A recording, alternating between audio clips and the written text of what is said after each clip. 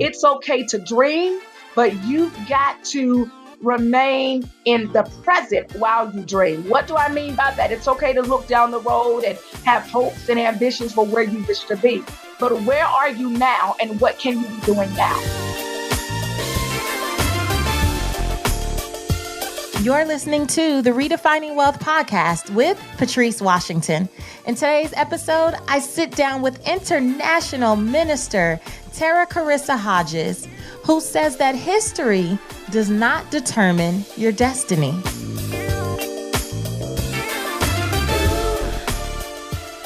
Hey there, this is Patrice from patricewashington.com, where we chase purpose, not money. Welcome back. We are in the second half of the Results Not Resolution series. Now, have I lied to you? I have not lied to you yet, right?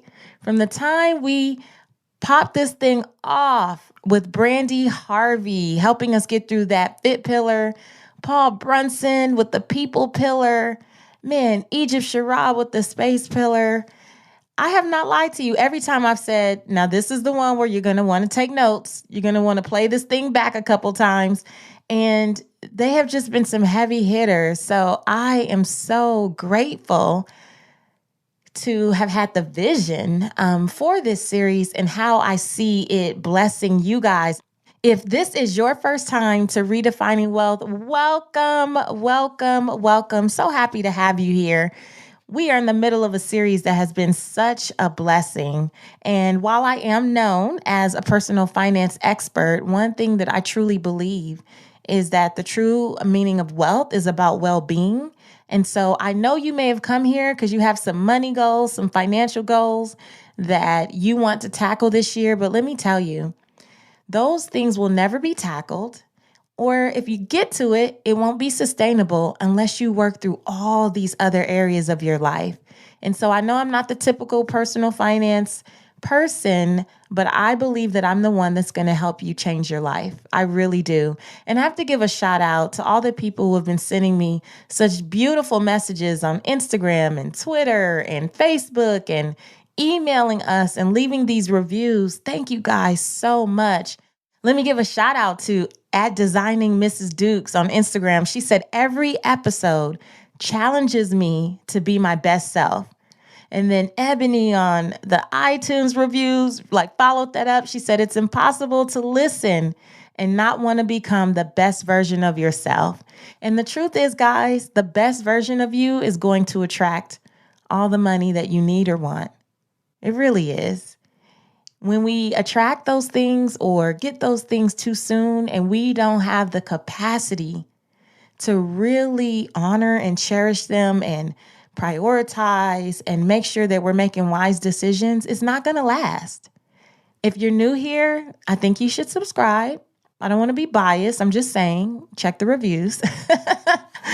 No, I'm really proud. We have over 150 reviews already. It's a fairly new podcast. And I just love that you get it, that you guys are that special few in a world of chaos that we live in right now, where people are so focused on chasing money, that you get that it's more than that. And I'm so happy to lead you on this journey. So thank you for being here. Thank you for coming back week after week. I don't take you for granted. If I sound a little weird, I'm getting over a cold, flu, something or the other. I'm going to try not to strain myself and talk too much. But at this point in the series, we are on the faith pillar. And for those of you that are new here, faith, for me, is all about believing in something greater. And one of the biggest lessons that I've received over the years in rebuilding my own life in particular was that so many things that I used to be upset about, or I would be like, God, why me? I complain about things. They didn't happen to me. They happened for me. And those things have brought me so much closer to my purpose and who I really am as a person, like what I really want, but who I want to become as well. And life deals some tough hands sometimes, and we lose sight of that. But when you hone in on the fact that there's something greater out there, there's greater at work. And this is not about me trying to convert anyone to any religion or anything in particular, But it's just about really honing in on the fact that there are bigger things at play here. And, for me at this stage, I say that anything that I've been through, any test that I've had, my life, knowing that I'm here, that I'm still standing, that I'm still strong, I'm blessed to be a blessing. So I don't always take things so personally. Like sometimes I'm like, maybe I went through this because I'm going to meet a young lady or meet a couple or meet a mother, or meet someone who is struggling in this area. And my testimony, my voice, my experience is supposed to bless them. So let me stop complaining and whining about it. Let me get through this. Let me learn the lesson so that I can get out here and be a blessing to other people. And just having that perspective alone has just shifted my life in such powerful ways. And I'm really excited for you to hear this interview with Tera, because she's someone I followed online for quite a while. And one of the things that I've loved about her, especially over the last year and a half or so, as I was going through some things in my own life, dealing with haters and enemies and folks who were supposed to be a mentor, that I can't even get into it. I want you to hear how Tera breaks down what to do with mentors, or how to deal or how to cope with people who you thought were your mentor, but then when you surpassed them, they couldn't handle it. Yeah. If you've been there, this is the episode for you. I'm telling you, this is that reminder that anything that's happened, anything in your history does not dictate your destiny. It might add to it because you're smarter and you're wiser, but doesn't dictate what's going to happen. Like, man, everything that's happened has happened for you. So without further ado, let me introduce this powerful, powerful woman. Now, she's itty bitty, she's tiny, but she packs a punch. Tera Carissa Hodges enjoys being of service to all mankind, an empowerment champion through her speaking, media appearances, coaching, and mentoring. Helping people become empowered despite their past and mistakes is her passion. She travels extensively domestically and internationally to minister, and her international invites and international media outreach include South Africa, England, Ghana, Australia, Bahamas, Kenya, Nigeria, Togo, Trinidad and Tobago, and more. Tera has also appeared on numerous television programs, radio shows, and magazines such as Essence Magazine, TBN, The Word Network, Impact Network, Stellar Award-winning Radio 1000, and more. She was elated to have been invited to minister on the audio companion for the Bible series, a television series produced by the creator of The Apprentice, my buddy, Mark Burnett, and Touched by an Angel co-star, his lovely wife, Roma Downey, which aired on the History Channel. She's the co-author of Glambitious Guide to Greatness, How to Go from Doubt to Destiny, and Surviving to Thriving. A woman of many accomplishments and mistakes, her motto is, we all make mistakes, but we don't have to allow our mistakes to make us.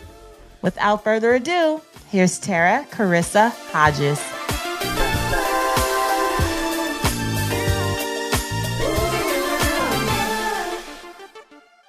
Welcome to the Redefining Wealth podcast, Tera. Thank you so very much for having me. I am so excited. Thank you so very much. Listen, did I have to stalk you on Twitter for 7 years to build up to the interview? No, I was always a DM away. But it's so cool when you have admired someone online for a while. And I'm not sure how I started following you. First on Twitter, I know for sure. It was Twitter that brought us together many moons ago. But it's just been so encouraging to watch you grow, just to see you go all over the world ministering.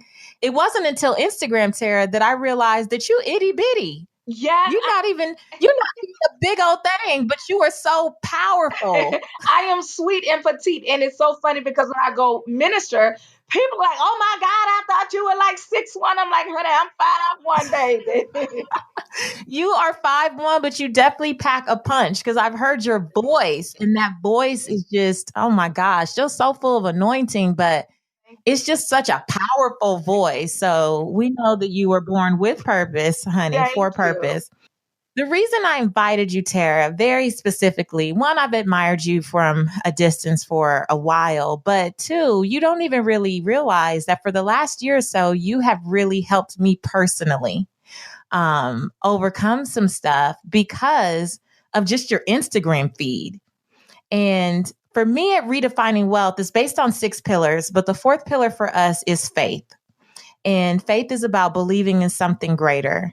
And one of the things that I teach my audience is that I truly, truly believe that things don't happen to us, they happen for us. Absolutely. And I went through this time, it was going on for about a year and a half, like a little over a year and a half, where I was being harassed online. And really just someone who's unfortunately miserable and clearly doesn't have a vision for their own life. So they wanted to distract and disrupt me from pursuing my own vision. And you are one of the only people in this faith-based space that really goes in on dealing with enemies and haters, because people will be like, you don't have any haters. That's not a real thing. But I'm like, the Bible clearly talks about Absolutely. enemies. So, and you're one of those people where you are unapologetic. You talk about dealing with envious people on your journey and enemies and that type of thing. And I really just invited you because as we go into 2018 and we're trying to get results, not resolutions, we're actually trying to get results. We're going to come under attack. Like you don't get to just walk into that. So I really wanted you to help us get prepared for that. Well, again, thank you so very much. And, I want to share with everybody that the reason why I can preach it is because I've had to live it. So while you were going through your storm, I was also going through my own. But, as it relates to getting prepared, the key is to know who you are. When you know who you are, then the enemy is going to have a very hard time with you. And we see that with David and Goliath. When David stepped out on the battlefield, Goliath was saying, you're a dog, you're less than, you're this, you're nobody. But David knew who he was. And in order to be confident in the battle, when you have haters, when you have people who are coming against you, you have to know who you are. And then you also have to know who you're not. You're not who your enemies say that you are. You're not who your enemies are trying to portray that you are. And then above and beyond that, the key thing is you have to get and stay focused. I'm reminded of Nehemiah. When you have enemies and haters and detractors and spectators, you got to get in your purpose the way Nehemiah got on the wall and stay on the wall no matter what people are saying, no matter what people are doing. That will make the difference between defeat and victory. That's good. Like one of the things I heard you said, I listened to so many of your clips and I've watched you on YouTube for years and all of that. And there was a clip one time, Tera, where you said something like, we want the resurrection without the crucifixion. Impossible. Impossible. You cannot have a resurrection without a crucifixion. And that's just the key. And honestly, in this season, because I believe that 2018 is the year of the ascension, you understand that you had the crucifixion, the resurrection, and then the ascension. And so for everybody that's saying, I'm going to my next level, I'm going to my next dominion, I'm going higher, understand that before you can go higher, you first have to be willing to come back from the thing that almost destroyed you. So that's a whole nother level right there, is understanding that if I am to go higher, if I am to go to the next level, not only do I have to resurrect, but then I have to walk around in my resurrection, because the Bible says that Jesus, he walked around in his resurrected state for 40 days. In other words, I walking around in my maturity, in my healing, in my forgiveness, in my understanding of who I am. I'm walking around in my redemption in the same place I was attacked. And that's hard. Can you really go back to the ministry? Can you really go back to the neighborhood? Can you really go back to the job? Can you really go to the family reunion, knowing how you were attacked, knowing how you were scrutinized, and walk around not bitter, understanding you're better? Because until you can walk around in your comeback, you can't go to your next level. Goodness. I don't even think we've been talking 5 minutes. And you are dropping gems. You know what? Speaking of like next level. So again, it's that new year. People are on the new year, new me type of thing. New year, next level. But a lot of people, even if they feel that they have been given this grand vision, they feel like that means that they have to jump in to doing a bunch of busy work. And that automatically means that everything is going to pan out. And that's not necessarily true, right? Like, I wanted to get your thoughts on, if you feel that God has given you a vision, like, are you supposed to also expect that it's just all going to go the way you think it should go? Because I believe not, but I see it all the time where people are surprised when things don't go their way, but they think that means that the vision that they heard or that they saw wasn't true. Well, you know what? That's a great question, because I tell people all the time, when you read the word, every vision of God comes under attack. Every vision. So whenever God would give an instruction to the people of Israel or Joshua or whomever, then there came this attack. And so I tell people, understand that when you are doing purpose work, not just busy work, then there is going to come a level of attack. But again, going back to my original point, when you know who you are and you know your purpose and you're remaining focused, then the attack will not get your focus off of the end goal, which is fulfilling the purpose, the mandate, the vision that God has given you. So yes, the attacks will come, but we will see if you really heard from God and if you really have faith in your vision, the way you're trying to tell us that you have faith in your vision, if you're able to weather the storm. Yeah. I know you're a life coach too, right? Absolutely. Been life coaching since 2009. I have coached well over 1,000 people in now 35 countries. We just added Ireland today, so I'm so excited. To God be the glory. So, in your life coaching, what do you say to people who operate as if they can't move forward into their vision because they're fearful of something in their past? You have to embrace your past. I tell people, own your past so that your past can never own you. And I think that that is key, because if you're in fear of your past, you will never blossom into your future. Own it. Your past was necessary. And I say that so frequently. Your past was necessary because it taught you something that you need for the next level. There is no shame. The only somebody that's ashamed of your past is the enemy, because you survived it. He's ashamed that out of everything he put you through, you're still alive, you're still believing, you still have the faith, you're still willing to move forward. So don't you be ashamed. Instead, embrace it. Said, that's who I used to be. Those are the mistakes that I've made. These are the lessons that I've learned. And then begin to look at your past from a different perspective. Your past will point you in the right direction for your millions. I want to say that again. Your past will point you in the right direction for your millions. What do I mean by that? Is your past will identify the audience who's not just willing to receive from you, but is also willing to pay you. You see, it doesn't matter how anointed I am. It doesn't matter how many countries I've preached in, because there's some things I've never had to live through.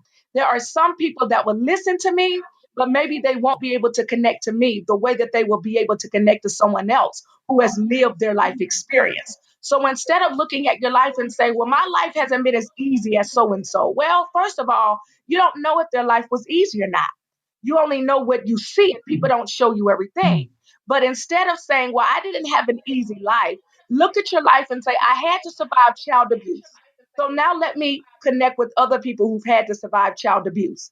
You know, I had to survive a terrible divorce. Okay, now connect with other people who've had to survive a terrible divorce.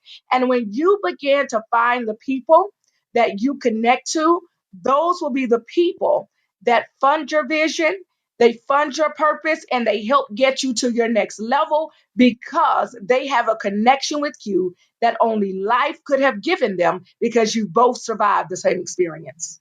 Oh, that is so good.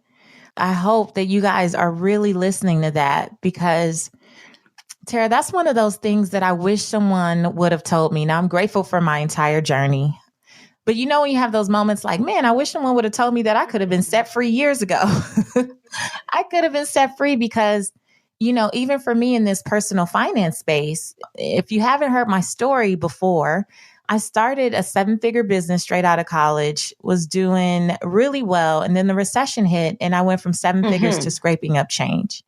And eventually that scraping up change led me to bankruptcy. And so when God put it on my heart that I would actually help people avoid a lot of what I went through, and also just give them hope for what if they had gone through anything similar, one of the first things I said to myself, Tera, was, okay, well, who's going to listen to me? Like, look at my story. Look at what's happened. It took me a while to really get in my spirit that I lost my money, but my mind wasn't bad. And if Absolutely. my mind wasn't bad and I knew what I did before, God could use me to do anything. So why would I let my history block me from my Absolutely. destiny? Why would I sit in that? And I shared my story for the first time about filing bankruptcy. I think one of the first times it was on national radio with 7 to 8 Hmm. million listeners. And girl, when I shared my story, that was the most freeing Yes. thing that ever happened for me. I've been to bankruptcy court too. 4 years ago, when I went through a season where I could not work for health reasons, it only made sense to file for bankruptcy. But I tell people, honey, you ought to see my bank account now, honey. It is good. You understand? But there's no shame in your journey. There's no shame. And so now, because of what I've been through, I can connect with people who said I wanted to work, but I couldn't work because of an illness. I suffered with a physical illness since I was 16 Mhm. years old that was so debilitating that I could not walk. Literally, the first time I experienced the wrath of that illness, I had to be carried to my mother's car and immediately driven to the emergency room. And I only share that testimony in part right now because God has asked me to share that in a different season. But I want you to know, and I want everybody else listening in, is that you can rebound from anything. And I'm telling you, what you've been through, it gives you your audience. So who's going to listen to you? The millions of people who've been to bankruptcy court. We look at our president of the United States right now, whether you Mhm. like him or not. Look how many times him and his businesses have been to bankruptcy court. President Barack Obama, in his first book, before he became our president, he talked about how in his younger days he smoked weed. That was a connection point for so many young people that could say, Yeah. you know what, I know what that's like. And so it is our humanness that allows us to connect. And there's no shame in the thing that allows you to connect with other people. I always use Kim Kardashian as an example because, on many levels, I think that she is a wonderful example of resilience. Whether you like her, agree with her or not, Kim Kardashian was able to take something that would have sent most people into a dire depression. And her family have spun that into almost $1 billion industry, $1 billion business. And whether you like them, whether you agree with how they got their start or not, that is irrelevant. But what is clear across the board is what would have sank someone else became the foundation from which they built. And that is what I want to instill in everybody listening on this line. I don't care if it was a bad marriage. I don't care if it was an illness. I don't care if it was bankruptcy. I don't care what it has been. As long as there is breath in your body, you can rebound, you can resurrect, walk around in your resurrection the way Jesus did, and then get ready to ascend to your next level. Mm. Yes, I love it. And I feel the same way about Kim Kardashian. It has nothing to do with whether you're a fan or not. You cannot deny or ignore what they've been able to do. You have to respect the comeback. You have to respect it. Yeah.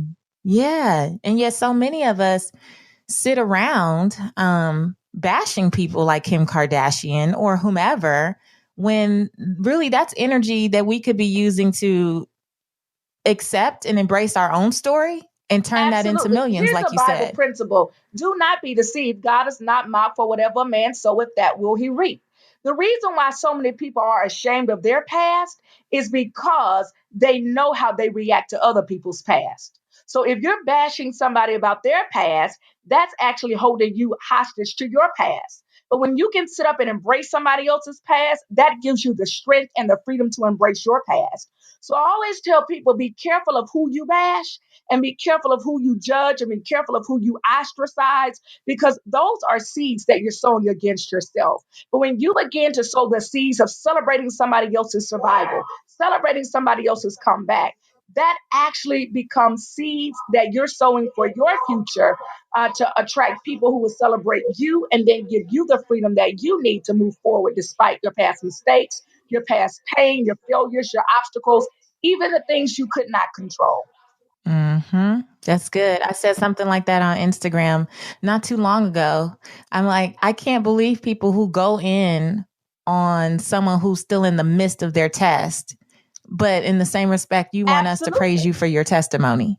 Like, you went through something and now we're supposed to be happy for you, but you're going to bash someone who's still in the midst of? Absolutely. Like, And, how? my latest book, Glambitious, which is available on my website, I also talk about that from a different perspective. You're praying for God to open doors for you. You're praying for favor, but yet you're hating on somebody else's favor.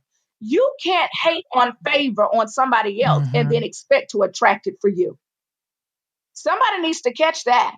You can't hate on somebody else's favor and then expect to attract it for your life. And so we have to be very, very mindful of how we are treating other people, what we're saying about other people, what we're doing, how we're conducting ourselves, because the Bible is clear. God is not mocked. For whatever a man soweth, that will he reap. Whew. All right. One of the things that you actually say in Glambitious, speaking of Glambitious, I loved your section as a co-author there. And one of the things that you say is that every gift comes with a responsibility. And sometimes that responsibility is to learn how to respond to people's reactions to the favor bestowed upon your gift. Can you break that down? Can you unpack that? Yeah, and I want to go back to one of my favorite Bible characters, which is King David. David was anointed by God, and he was chosen, and he was a warrior, and he was a fighter. But at the end of the day, because of God's favor on his life, Saul hated him. Saul hated him. But David never fought back against Saul. He never did. He never did, because he understood, you know what? I'm favored. I'm blessed. This is what Saul is responding to. And so if I am to maintain my walk with God, if I'm to maintain my integrity, I'm going to have to allow God to defend my favor. I'm going to have to allow God to defend my anointing. I'm going to have to allow God to defend the fact that I'm chosen. I can't get into that battle. And so that's something that requires discipline. We hear people saying it all the time. You can't always fight every enemy, because every enemy doesn't have what you have to lose. And that's so true. Another person that I really admire from a business perspective, not necessarily personally because I don't know him, but it's Floyd Mayweather. And as related to his last fight, Floyd Mayweather waited until the purse was where he needed it to be, because he understood, I have a lot more to lose than the man that's coming against me. And so when you understand who you are, when you understand the call, the level of favor, the level of anointing that is on your life, you understand, I cannot fight every battle. And I have a responsibility in this space, on this platform, in this dimension, on this level, to recognize what's worth fighting and what's worth leaving alone. Because if, like Samson, you are going down to deal with people who are not even on your level, then you end up like Samson, losing something that those people on that level never had access to begin with. Ooh. A couple years ago, Steve Harvey was taping a life class at OWN Network when it was still in Chicago. And I had the great privilege of going with him and meeting Oprah. And Steve and Oprah got into this conversation about people who comment in social media. And Steve was saying he doesn't read the comments, and Oprah says she doesn't really either. And he said, every once in a while, though, I get wind of one or I'll get a glimpse of one and it just burns me up. And so he and Oprah were going back and forth, and they started to say, look, the moon's job is to stay in the sky and shine bright and be a light, right? And the dog's job down on earth, in the streets, in the alleys, is to bark at the moon. We expect that. But if the moon were to ever come down out of purpose, out of the sky, stop being a light to even address that dog, then the whole thing would be a wrap. And every time I think about that, because it doesn't matter how much you try to do for others, it doesn't matter what a great light you try to be, no good deed shall go unpunished. It's always a few idiots that want to try to challenge you or push you or something, right? Annoyed by your anointing. So they're going to have a lot to say. However, when it comes to those people, I always just try to remember, Absolutely. be the moon. Be the moon. You're the moon. People across the globe can see the moon at the same time. So, for instance, I'm in Atlanta, Georgia right now. I believe you're on the West Coast. So, in about 3 hours, you and I will be looking at the same moon. But it's only the people in the alley who are looking at the dog. Ooh, Girl, you about to make me preach. yes. And that's the thing we have to remember. You know what? I love that. But that's the thing we have to remember. When we come down and we address this dog in the alley, now we giving them light they don't even deserve. Now we actually giving them a little platform. You're giving them a platform that they would never have without you. So, why do it? As the moon, you can Mm-hmm. focus your attention on any place in this world, and not just in this world, but in our galaxy. You understand? So, why then choose to focus your attention Mm-hmm. on the one negative spot? Why? And so, at that space and at that place, that is where you have to Right. take your eyes and your ears off of who may never understand you, who may never like you, and keep your mind on your purpose. Keep your mind on your purpose. Because while that dog might not like the night, you have people like me who embrace it and look forward to it coming. That's right. That's good. Another thing you said in Glambitious, which this one really I identified with so much, you were talking about mentors, and a life tip that you give is asking your mentor, potential mentor, can you stand to see me do better than you? And this one was like a whoo, that really hit me because I've been through this experience where I have looked up to someone for so long or thought so highly of them from a distance because of work that they've already done and stuff that they've put out there, where to me it would never even come across my mind that they could be envious or jealous of me. You know, in my head, I'm like, but me? No, you like, you got it. You're already it. They got the followers, they have the partnerships, they might have the home, the cars, the this, to that. And I've realized over the last few years, none of that matters. Absolutely. One of the things that I found out along my journey is that people are very often not envious of your things. They're envious of the time they perceive you still have left. So if they're 60 and they have the partnership, Mm, they have the millions, they have the jet, they have the followers, but you're 25 and they see you coming up, it's not what you have that they're jealous of. It's your time that you have left. Tara, that's deep. That's deep. You spoke to my whole, that is It's the time that you exactly have left. it. I don't care how wealthy you are. Time is the one thing you cannot buy. Nobody can turn back the hands of time. No one can go back and Wow. reclaim glory years. And so when they see you getting concepts at 25 that they didn't get until 45, it's like, my God, where is she going to be by 35?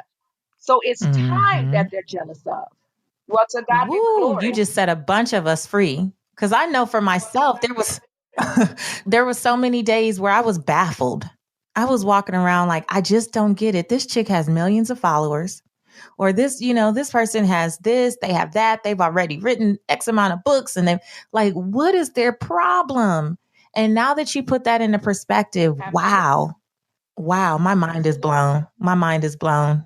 Mm-mm-mm. Okay, Tara, a lot of people are making goals for their spiritual fitness. They want to do better with their faith, with their spirituality, right? And one of the challenges that I hear from people all the time is that, well, my spiritual goal was to read the Bible in a year, to do one of those plans. And I failed early on, so I just gave up. I'll get back to it next year, whatever. What do you say for people who struggle with religion versus just having a relationship? Great question. I tell people to really focus on the life of Jesus. Matthew, Mark, Luke, and John. That's when we really see the birth, the life, the ministry, the death, the crucifixion and resurrection of Jesus. And if you can just really tap into what Jesus did and Jesus's example, then you will begin to see the difference between religion and relationship. And this is why the Pharisees, the religious people of Jesus, they did not like him because he was all about relationship with God. He was all about walking in your purpose, your fullness, the totality of who God has created you to be. I've come that you might have life and that you might have it more abundantly, while the Pharisees were more into rituals and rules. And so I just tell people, if you can just study the life of Hmm. Jesus, which is found in the four Gospels, Matthew, Mark, Luke, and John, that will be life changing. Yeah. And I love that you talked about Jesus's encouragement of being in purpose, because the whole tagline of Mhm. redefining wealth is chase purpose, not money. But so many people struggle with purpose.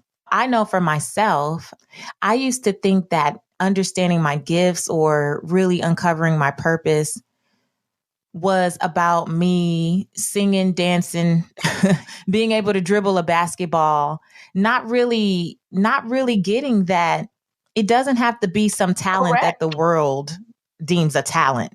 Like you have to be able to be in a talent show, in order for you to discover what your purpose is. Can you just share? Because purpose is so huge. And I really believe that when we understand our purpose, it helps us get our priorities in alignment, which inevitably Absolutely. helps shape how we deal with our finances. Your past, what you've been through, what you survived, your pain, what you've endured emotionally because of it, and your passion. So you might say, again, I've survived a painful divorce, but I love to write. Okay, so a part of your purpose may be starting a blog where you're encouraging other people on how to heal from a bad divorce. But I also say something all the time, which is now on a viral clip of me when I appeared on television. And it is simply this: purpose is seasonal. In one season of his life, David was a warrior. In another season of his life, he was a king. Hmm. And so often we are missing out on seasonal purpose because we're trying to focus on ultimate purpose, not realizing it's our seasonal purpose that prepares us for our ultimate purpose. So I would say take it one season at a time. It's okay to dream, but you've got to remain in the present while you dream. What do I mean by that? It's okay to look down the road and have hopes and ambitions for where you wish to be, but where are you now and what can you be doing now? Yes. Yes. That is so perfect. Like that's exactly, I think, how I uncovered my purpose. And I tell people all the time, your purpose evolves. And it's okay to let it evolve. I'm actually committed to the big vision that God has for my life, but I'm not attached to how I get there. And being detached allows me to discover new things all the time, because sometimes you can't even really you can't really even define what your purpose is going to be in your next season because you Absolutely. haven't been exposed to what's possible Absolutely. yet, And so that's you why it's know? so important to be willing to grow, to be willing to grow, to be willing to evolve. And even with Christians, a lot of times I coach them and they say, you know what? I'm not feeling the same at my church anymore. And I said, well, perhaps it's time to move. Perhaps it's time to evolve. Because you're not the same person that you were when you first joined that particular ministry. It doesn't mean that that particular ministry is bad, but listen, if you send a child off to kindergarten and they never graduate to go to the first grade, we would say something is wrong. So why then do we start off in one place spiritually and think Mhm. it's something wrong if we begin to evolve from that place? You know what? I had a client who I had to tell. I was coaching her on business stuff, but again, I'm always getting to the root of what's keeping us back, even in the finance area and the business area. And we got into a conversation about her church, and it was her childhood church, where they were making so many demands that her volunteering really started to me to sound like a full time job. So you want to know why you don't have the time to invest in moving your business forward and moving your finances forward, where you're over here being a career volunteer. Mhm. And I told her loyalty has an expiration date. Like you're 37 now. You've been at the same church since you were 7. It's okay for you to move on if they can't accept a no from you. Absolutely. Because church folk are good for making you feel guilty, Tara. Of course, if you allow them. Here's the thing, and I love the fact that you are a wealth coach because biblically speaking, we know one of the wealth principles is tithe. returning 10% of your income to the church or ministry or outreach, however you Mhm. choose to do that. But I also use the tithe model when it comes to volunteering my time.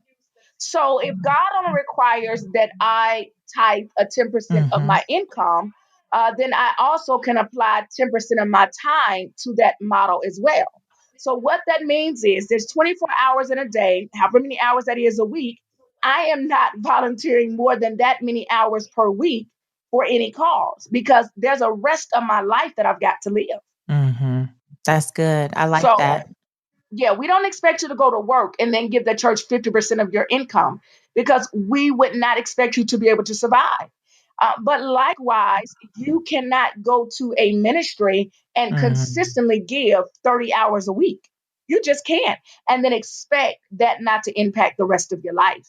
Now, it might be a season where you do that. Maybe you are helping the church put together a revival. But for that just to dominate your life or whatever the case may be, absolutely not. Well, I've had people mad at me. I've had them mad at me because I've had to learn how to, exercise my no. It's a complete sentence. And I've done it unapologetically because, again, I understand what my purpose is. And because I say no to one thing, that does not mean that I'm stingy. That doesn't mean I'm not a giver. That doesn't mean that God is not well pleased with me because He already knows. All the other areas that I'm giving in. And so let this be a note. Like, we don't have to feel guilty or ashamed Absolutely. because we need our time for other things. Like, yes, 10%, but when you become a career volunteer, that's a problem. That is a problem. And I always tell people, again, wealth is not just finances, it's Mm-mm. being happy and whole in every area of your life, but always pay attention to the people who have a problem with your no. Pay attention to them. Because if you're saying, no, that's not what's best for me, why would anybody have a problem with you taking a stand for what's best for you?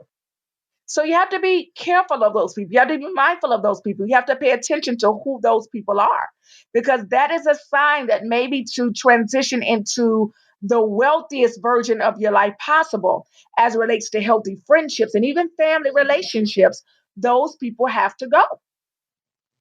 Girl, that's so true. Oh my goodness. I just love you. I could talk to you all day. Okay.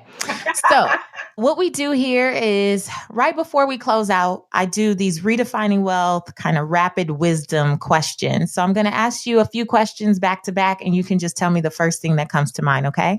Sure. Okay. The first one is, how do you define success? Happiness, peace, integrity, Yes. I love peace too. All right. How do you define wealth in 3 words or less? financial stability. Oh, good. What's one book that has redefined how you see wealth? Life Code by Dr. Phil. Oh, I'm going to have to link to that in the show notes. I never got around to reading that. Thank you for bringing that back Awesome. up. Awesome book. I'm going to get on that. Okay. And then you're going to fill in the blank. My name is blank. And for me, the truth about wealth is. Okay, my name is Tera Carissa, and the truth about wealth is a purpose filled life.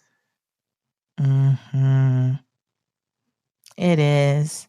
I really think that without honing in on what your purpose is, and if you are someone who struggles with understanding what your purpose is, listen to this again. Go back to what Tara talked about, your past, your pain, and your passion.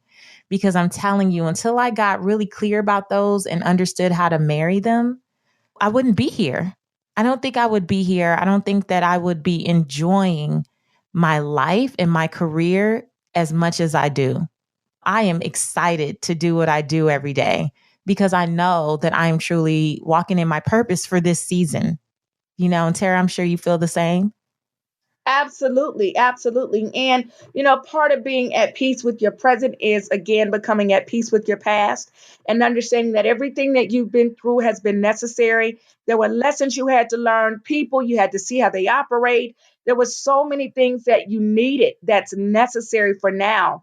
And I just want to encourage everyone that no one who is successful today had an easy past. Everyone has had to work through something. And so I just want people to learn how to be okay with their journey, be okay with everything that they've been through, knowing that it was a necessary ingredient for who you are and who God is still fashioning you to become.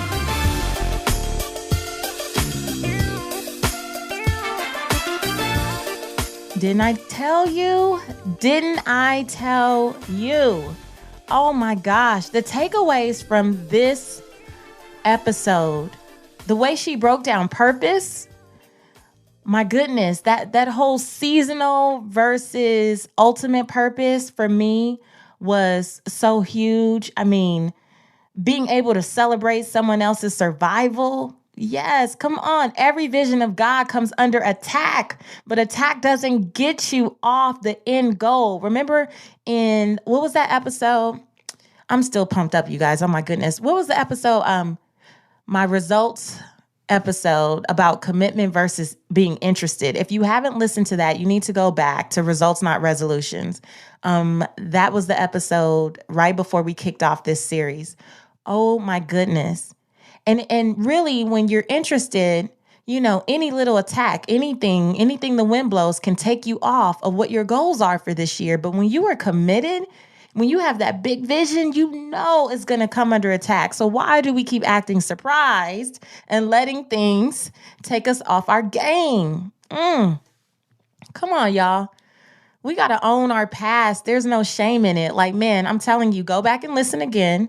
I listened to every episode probably 3 or 4 times. You would think that I was not the person doing the interviewing. But every time I listen, I get something different. And I just learned so much. And I'm going to keep it real. Sometimes I'm like, wow, did you just say that? Wow, that was good. Even for myself, because in those moments, I'm telling you, these conversations are so spirit-led that so much just comes out that it's not something that you can just hear one time. I'm telling you, you got to get it in your spirit. So we did so much to pull out as much as we could in these show notes. So you definitely want to head over to redefiningwealthpodcast.com, redefiningwealthpodcast.com, and get into these show notes. Like, you might need to write some of these nuggets on note cards and hang them around. I'm serious. Keep yourself encouraged because you got that vision. So know that something is coming. Something is coming, but be the moon. You don't have to come out. You don't have to come out of the sky, okay? And also, head there, redefiningwealthpodcast.com. Click on this episode and tell me, I love reading your comments. Tell me what your biggest takeaway was from this message. Like, I got so much out of it. Tell me what your biggest takeaway was. Get the link so you can find out how to life coach with Tera. If that is something you are interested in, I have the link there for you. I'm sure she will be a great blessing if you're on the market. I will link to her site and anything else, Life Code by Dr. Phil. We'll put all that stuff in the show notes, but another great episode. And guess what? Next week is no different. So make sure that you subscribe. Stay connected. Oh, let's get these results. Let's not just make resolutions. We're trying to be totally different. We're trying to become our best selves this year. So in the process of going after the money we want, the job we want, the house, the car, the material things, let's also become our best self, guys. That's what really matters, okay? So until next time, I want you to go live your life's purpose, find fulfillment, and earn more without ever chasing money. Talk to you later.